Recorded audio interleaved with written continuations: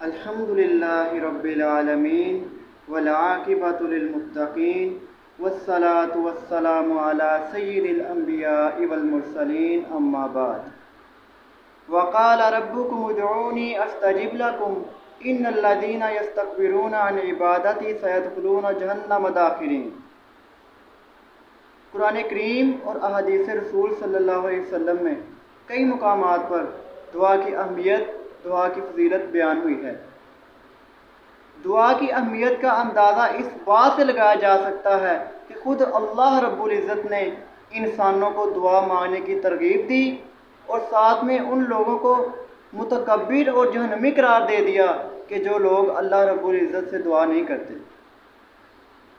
اللہ رب العزت فرماتے ہیں سورہ غافر سورہ نمبر 40 آیت نمبر 60 میں، وقال ربکم ادعونی استجب لکم ان الذین یستکبرون عن عبادتی سیدخلون جہنم داخرین۔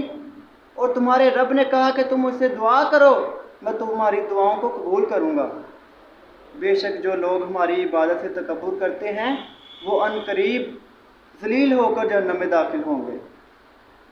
بھائیو، اگر اللہ رب العزت سے دعا نہ کی جائے تو اللہ رب العزت اتنا ناراض ہوتے ہیں۔ وہ بندہ تکبر کرتا ہے جو اللہ سے مانگتا نہیں ہے۔ سنن ترمذی حدیث نمبر 3373 کے مطابق حضرت ابو ہریرہ رضی اللہ تعالیٰ عنہ سے روایت ہے کہ رسول اللہ صلی اللہ علیہ وسلم نے فرمایا،